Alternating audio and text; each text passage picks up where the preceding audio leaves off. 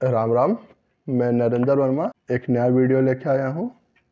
आपके प्रश्नों के उत्तर तीसरा पार्ट है। इसमें कोशिश करूँगा ज़्यादा से ज़्यादा प्रश्न लेने की, क्योंकि बहुत सारे प्रश्न छूट जाते हैं। तो टाइम वेस्ट न करते हुए आगे बढ़ाते हैं वीडियो को। हाथों की रेखाएं देखने के लिए महिलाओं का कौन सा हाथ देखते हैं? देखिए, हाथों की रेखा देखने के लिए महिला हो चाहे पुरुष हो, दोनों हाथ को देखना चाहिए। दोनों हाथों का महत्व है। दोनों हाथों में जो रेखाएं हैं उन दोनों को मिला करके फिर किसी निर्णय पे पहुंचना चाहिए। इसलिए दोनों हाथों का महत्व है। आदमी हो चाहे महिला हो, दोनों हाथ देखने चाहिए। इष्ट देव को कैसे जाने? देखिए, एक तो आपकी कुंडली बता सकती है इष्ट देव कौन है। अगर आपने गुरु बनाया है तो आप अपने गुरु से पूछ सकते हैं, गुरु इसका जवाब दे सकते हैं।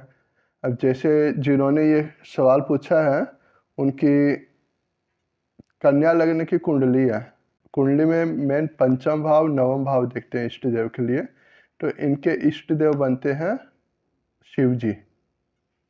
पहली बात यह है। दूसरी बात, अगर आपको इष्ट देव की जानकारी नहीं है तो भी इसमें इतनी घबराने वाली बात नहीं है। जिस भगवान की भक्ति करने से आपका मन संतुष्ट हो, इच्छा करती हो जिस भगवान की भक्ति करने की, आप उन्हीं की भक्ति कीजिए, वही आपके इष्ट देव हैं। ऐसा कुछ नहीं कि जैसे आपने सालों तक एक भगवान की पूजा की, अचानक से आपको पता चला कि नहीं, ये तो आपके इष्ट देव नहीं, आपके इष्ट देव तो दूसरे हैं, तो आपको फिर मन में कुछ अजीब सा लगे, नहीं मैंने तो इतने दिन ऐसे ही निकाल दिए। वो सब नहीं होना चाहिए। जहाँ पे आपका मन लगे वही आपके इष्ट देव है, आप उन्हीं की पूजा कीजिए। भगवान सब एक है, पर्यायवाची है। आप चाहे शिव जी की पूजा कीजिए चाहे राम की पूजा कीजिए, कोई फर्क नहीं पड़ता। बाकी इष्ट देव अगर जानना हो तो कुंडली से पता कर सकते हैं। लेकिन फिर भी मैं यही सजेशन दूंगा, जहाँ पे आपका मन ज़्यादा लगे, जिस मंत्र में मन ज़्यादा लगे, जिस भगवान की भक्ति में मन ज़्यादा लगे, आप उन्हीं की भक्ति कीजिए। सब एक है, कोई अलग नहीं है। इंसान भक्ति भाव से कब भटक जाता है? यानी किसी का कोई इष्ट देवता होता है और धीरे धीरे वो भूल जाता है और परेशानियों में चला जाता है और निकल नहीं पाता है। ये किस वजह से होता है और क्या करना चाहिए? देखिए, आपके सवाल में ही सवाल का जवाब है। आपने लिखा है कि इष्ट देव को भूल जाता है धीरे धीरे और परेशानियों में चला जाता है। तो आप इष्ट देव को क्यों भूलते हैं? इष्ट देव को सदा ध्यान रखिए, उनकी पूजा कीजिए, परेशानियां नहीं आएंगी। क्यों भूलेंगे? क्योंकि आपको दूसरी जगह आसक्ति हो जाएगी, दूसरी जगह मन भटकेगा, इसीलिए आप भूलेंगे। तो आप ऐसा भटकाव मत लाइए अपने मन में। आप इष्ट देव को मत भूलिए, उनकी भक्ति कीजिए, तो नहीं होगी परेशानी। आपके सवाल में ही आपका जवाब है। क्या किसी को प्रणाम करने या पैर छूने का कोई नियम होता है? मैं अपना व्यक्तिगत सुझाव इसमें दे रहा हूँ, जो मैं मानता हूँ। किसी के भी पैर उसकी आयु या उसकी पद प्रतिष्ठा के हिसाब से नहीं छूने चाहिए। उनको प्रणाम उसकी आयु पद प्रतिष्ठा के हिसाब से नहीं करने चाहिए। उसके कर्म कैसे हैं, वो उस लायक है क्या, इतनी ज़्यादा जो आप इज्जत दे रहे हो उस लायक वो है क्या, ये आप सदा ध्यान रखिए। अगर आदमी उम्र में बड़ा है, 55 साल 60 साल का है, लेकिन उसके कर्म बहुत ही नीचे है, व्यभिचारी है, वो चरित्रहीन है, तो क्या ऐसे व्यक्ति के पैर छूने चाहिए? आप स्वयं विचार कीजिए।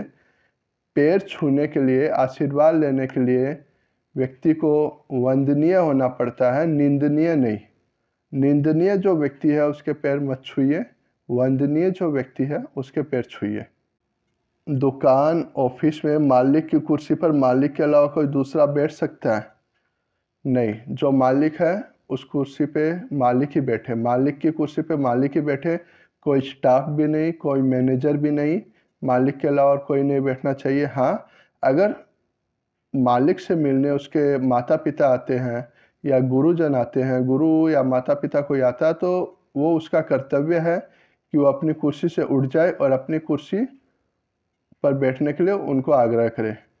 इनके अलावा अगर कोई हो तो अपनी कुर्सी नहीं छोड़नी चाहिए। मालिक को अपनी कुर्सी पर खुद ही बैठना चाहिए, किसी और को नहीं, माता पिता गुरु के अलावा।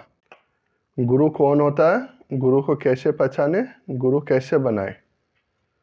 मैंने बहुत साल पहले एक पुस्तक पढ़ी थी, गीता प्रेस की पुस्तक थी। उसमें स्वामी रामसुखदास जी के वचन उस बुक में थे। उसी बुक में जो मैंने पढ़ा है उसी के बारे में मैं आपको थोड़ा बहुत बताता हूँ। गुरु का मतलब होता है जो व्यक्ति आपको अंधकार से प्रकाश की तरफ ले जाए, यानी अज्ञानता से ज्ञान की तरफ ले जाए, वही गुरु है। गुरु वैसा नहीं होता है जो खुद की पूजा कराए। गुरु वो होता है जो आपको भगवान से मिला दे, जो आपको आपकी पहचान करा दे ईश्वर से, वही गुरु होता है। उसी किताब में लिखा हुआ था, जो तू चेला दे का देखे कि खान, जो तू चेला शब्द का शब्द ब्रह्म कर मान। तो जो चेला होता है वो शरीर का नहीं होता है, मतलब गुरु जो है वो शरीर नहीं है, वो उसके शब्द हैं, वो हमेशा जीवित रहते हैं, उसकी वाणी हमेशा जीवित रहती है, वो तत्व का नाम है। अच्छा, चेला क्या होता है? ऐसे नहीं है कि आपने गुरु बनाया आपको मुक्ति मिल गई। गुरु की बात माननी पड़ती है, गुरु के दिखाए रास्ते पे चलना पड़ता है, तब मुक्ति मिलती है, तब परमात्मा सामने मिलते हैं। गुरु बनाने से मुक्ति नहीं मिलती है। और गुरु बनाने के लिए समर्पण की भावना चाहिए, गुरु के प्रति भक्ति की भावना चाहिए। इतना आसान नहीं होता ये। बनाना, बोलना ये सब अलग चीज़ है, उसको निभाना अलग चीज़ है। कुछ लोग गुरु के रूप में ठग भी होते हैं। कैसे पहचाने उनको? जो गुरु बन करके अपनी प्रसिद्धि के लिए, पैसों के लिए खुद को पुजवाए और भगवान से उसको दूर कर दे। भगवान से जो भगवान की तरफ रास्ता जा रहा है उसके बीच में वो रोड़ा बन जाए, मतलब खुद की पूजा करो, भगवान को भूल जाओ। अगर तुम मेरे को प्रसन्न कर लिया तो भगवान प्रसन्न हो जाएंगे। ऐसे गुरु नहीं होते हैं। भगवान को मिलाने वाले गुरु होते हैं। एक ब्रिज है, गुरु जो है ना, एक पुल है तुम्हारे बीच में और ईश्वर के बीच में, एक पुल है गुरु। वो एक स्पीड ब्रेकर या दीवार नहीं है। इसलिए इस चीज़ का ध्यान रखें कि गुरु भगवान के समक्ष तुमको ले जाने वाले, मुक्ति दिलाने वाले हैं। मनुष्य का प्रथम गुरु उसकी माता होती है। माता ही उसको अपनों से पहचान करवाती है, उसको रिश्तों से पहचान करवाती है, भाषा से पहचान करवाती है। तो प्रथम गुरु माता होती है। और विवेक जो होता है ना, वो मनुष्य का जन्मजात गुरु होता है। अगर इंसान अपने विवेक से काम ले तो वो बहुत कुछ सीख सकता है।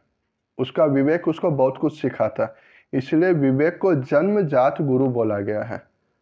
और अगर कुछ समझ में नहीं आए तो ईश्वर तो परम गुरु है, ईश्वर से बड़ा गुरु तो कोई नहीं है। कृष्णम वंदे जगत गुरुम, तो ईश्वर से बड़ा कोई गुरु नहीं है। तो अगर गुरु नहीं मिल रहा आपको तो आप ईश्वर को गुरु मानिए, अपने विवेक को गुरु मानिए। और अगर आप इस लायक है तो गुरु आपको अपने आप मिलेगा। गुरु शिष्य को ढूंढता है, शिष्य को गुरु ढूंढने की जरूरत नहीं पड़ती है, अगर आप में वो गुण है तो। आशा करता हूँ गुरु के बारे में ये समझ में आया होगा। क्या शिव जी और विष्णु जी को मानने वाले अलग अलग होते हैं? क्या इनके पंथ अलग होते हैं? नहीं, शिव जी विष्णु जी अलग अलग नहीं है, सब सनातन धर्म में ही है। इनको जो अलग मानते हैं या जो इनको अलग करने की कोशिश करते हैं वो बहुत मूर्ख है, या वो आपस में लड़ाने के लिए ये काम करते हैं। भगवान राम जब लंका जा रहे थे तो रामेश्वर जो शिवलिंग है उनकी स्थापना भगवान राम ने की थी। भगवान राम की सहायता करने के लिए भगवान शिव ने हनुमान जी के रूप में अवतार लिया था। कहाँ से अलग हुए? कुछ अलग नहीं हुए, एक दूसरे के पूरक है। आप शिव जी के मंदिर में जाइए, शिव जी के सामने आप भगवान राम का उनको नाम सुनाइए, शिव जी बहुत खुश होते हैं भगवान राम का नाम सुनने से। और भगवान राम ने भी शिव जी को अपना इष्ट देव बताया था। उनकी पूजा की थी, युद्ध के पहले भी पूजा की थी। तो शिव जी और विष्णु जी में कोई अंतर नहीं है, कोई भी अंतर नहीं है। बस ये एक सोच का फर्क हो गया और कुछ नहीं है। भगवान राम भी वही है, भगवान शिव भी वही है। आप जैसा देखोगे भगवान वैसे ही दिखेंगे। जिसकी रही भावना जैसी प्रभु मूरत तिनी देखी तैसी, वही बात है। इसलिए अपने मन से ये कन्फ्यूजन निकाल दीजिए। ऐसी कोई भी बात नहीं है। सब ईश्वर एक ही है, एक ही शक्ति है, एक ही शक्ति के अलग अलग नाम है। भगवान राम भी वही है, भगवान शिव भी वही है, भेद नहीं है इनमें। और अगर कोई भेद करता है तो ये सिर्फ मूर्खता है। इस वीडियो में इतने सवाल थे। जो कुछ सवाल बाकी रह गए हैं उसके लिए अगला वीडियो बनाएंगे। अगर वीडियो आपको अच्छा लगता है तो आप कमेंट करके बताइए। अगर कुछ ऑब्जेक्शन है या कुछ जानना कहीं पर कोई भी कन्फ्यूजन है तो आप कमेंट में मेरे को बताइए। अगले वीडियो में फिर से मिलेंगे। धन्यवाद।